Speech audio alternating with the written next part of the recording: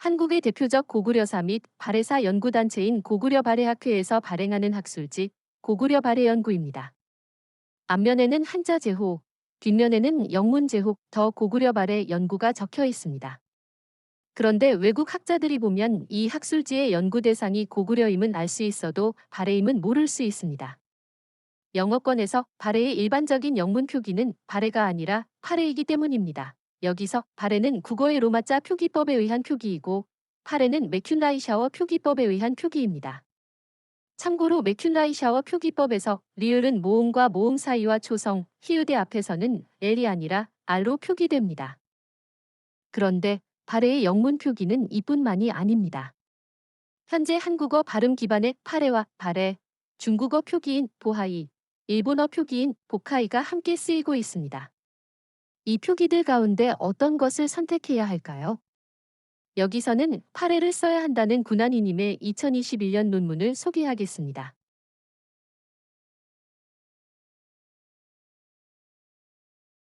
군한이님은 파해를 써야 한다는 주장의 근거를 찾기 위해 미국 의회도서관 데이터베이스와 영어권 사용자들이 이용하는 학술 정보 데이터베이스인 JSTOR에서 서구학계에서 쓰이는 발해 영문 표기의 사용 빈도를 조사했습니다. 먼저 미국 의회도서관 데이터베이스의 대부분 자료는 한국, 중국, 일본의 연구 성과물을 영어로 번역한 것입니다. 따라서 이 데이터베이스의 키워드 검색은 서구학계에서 발해사 연구를 받아들이면서 어떻게 발해를 영문 표기하는지 보여줍니다. 그 결과를 보면 발해 영문 표기의 키워드 검색 건수는 파해, 보하이, 보카이, 발해 순서입니다. 미국 의회도서관 데이터베이스에는 원제목과 목차에 나오는 용어를 영문으로 표기하는데 한국어 기반 표기인 파해가 62%로 가장 많이 쓰이고 있는 것입니다. 이는 76%의 사용 빈도를 보여주는 고구려의 표기, 고구려만큼 압도적이지는 않지만 한국 연구자의 입장에서는 일단 반가운 일입니다.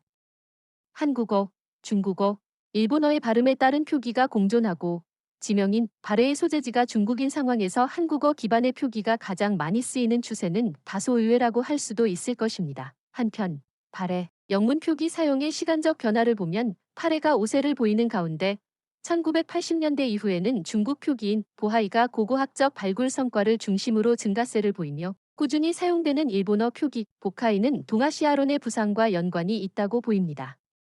반면에 새로운 한국어 기반 표기인 발해는 거의 보이지 않습니다. 역사 용어로서 한국어 발해는 미국 의회도서관에서 파해로 옮겨짐을 알 수 있습니다. 물론 자연 지명으로 쓰인 발해는 중국 표기인 보하이로 옮겨질 것입니다. 그런데 이처럼 표기는 한국어에 기반을 둔 표기가 주로 쓰이는데 반해 자료 분류는 그렇지 않습니다.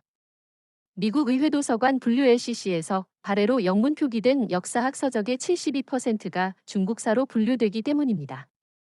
22%만이 한국사로 분류되는데 이는 고구려 표기의 경우 86%가 한국사로 11%만 중국사로 분류되는 상황과는 잠못 다릅니다. 한편 영어권 사용자들이 이용하는 학술 정보 데이터베이스인 JSTOR은 영어권에서 발해사 연구가 출간되면서 발해가 어떻게 영문으로 표기되는지 보여줍니다.